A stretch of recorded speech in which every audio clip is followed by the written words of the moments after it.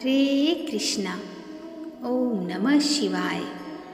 प्रिय भक्तगणों, स्वागत है आपका हमारे YouTube चैनल अंजलि धर्म गंगा में। प्रिय भक्तों, आज कार्तिक मास की नवमी तिथि है और आज कार्तिक मास कथा के नवम अध्याय में हम भगवान श्री कृष्ण की प्रिय तुलसी जी के जन्म के बारे में जानना आरंभ करेंगे। तो आप सभी इन कथाओं को बड़ी श्रद्धा तथा प्रसन्नचित्त मन से सुनिएगा। जो पढ़े सुनेगा इसे वह होगा भव से पार, श्री हरि कृपा से लिख रहा नवम अध्याय का सार। राजा पृथु ने कहा, हे मुनि श्रेष्ठ नारद जी, आपने कार्तिक माह के व्रत में जो तुलसी की जड़ में भगवान विष्णु का निवास बताकर उस स्थान की मिट्टी की पूजा करना बतलाया है, अतः मैं श्री तुलसी जी के महात्म्य को सुनना चाहता हूँ। तुलसी जी कहाँ और किस प्रकार उत्पन्न हुई, यह बताने की कृपा करें। नारद जी बोले, राजन, अब आप तुलसी जी की महत्ता तथा उनके जन्म का प्राचीन इतिहास ध्यानपूर्वक सुनिए। एक बार देवगुरु बृहस्पति और देवराज इंद्र भगवान शंकर का दर्शन करने कैलाश पर्वत की ओर चले।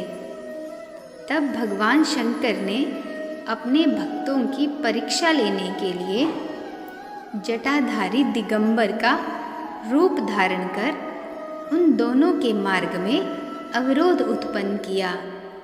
यद्यपि वह तेजस्वी, शांत, लंबी भुजा और चौड़ी छाती वाले गौरवर्ण अपने विशाल नेत्रों से युक्त तथा सिर पर जटा धारण किए वैसे ही बैठे थे।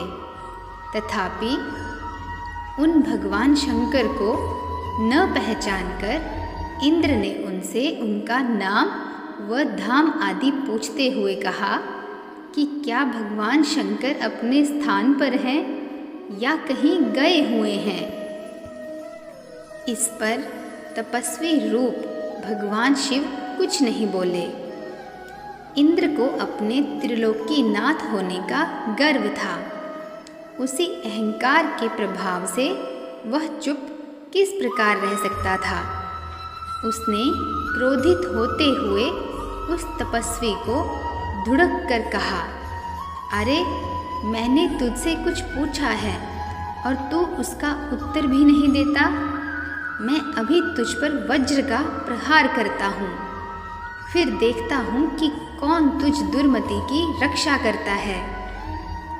इस प्रकार कहकर जैसे ही इंद्र ने उस जटाधारी दिगंबर को मारने के लिए हाथ में वज्र लिया, वैसे ही भगवान शिव ने वज्र सहित इंद्र का हाथ स्तंभित कर दिया और विकराल नेत्र कर उसे देखा।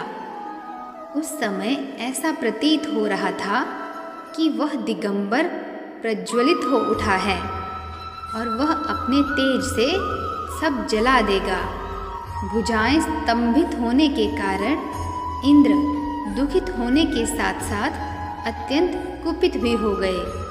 परंतु उस जटाधारी दिगंबर को प्रज्वलित देखकर बृहस्पति जी ने उन्हें भगवान शंकर जानकर प्रणाम किया और दंडवत होकर उनकी स्तुति करने लगे।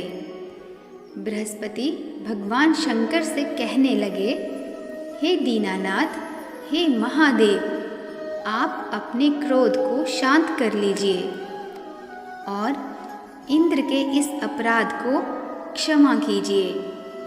बृहस्पति के यह वचन सुनकर भगवान शंकर ने गंभीर वाणी में कहा, मैं अपने नेत्रों से निकाले हुए क्रोध को किस प्रकार रोकूं।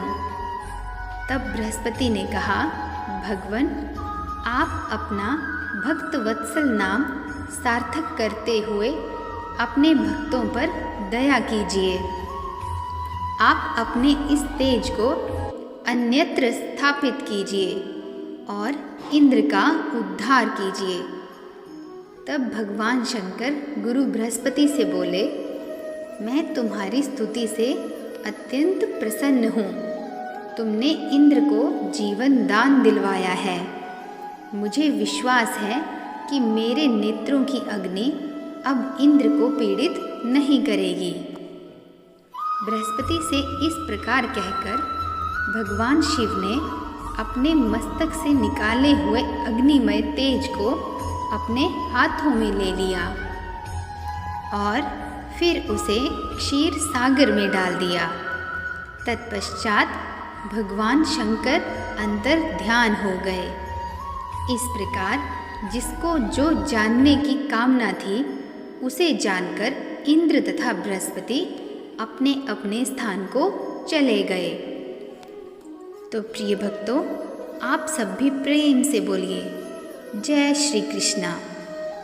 ओम नमः शिवाय। प्रिय भक्तगणों, आशा करती हूँ कि कार्तिक मास की कथा का 9वां अध्याय की यह कथा आपको अत्यंत पसंद आई होगी। यदि इस कथा को कहने में हमसे कोई त्रुटि हुई हो तो हमें क्षमा कीजिएगा। कल हम कार्तिक मास कथा के 10वें अध्याय में इससे आगे की कथा का श्रवण करेंगे। मिलते हैं नेक्स्ट वीडियो में। तब तक के लिए नमस्कार।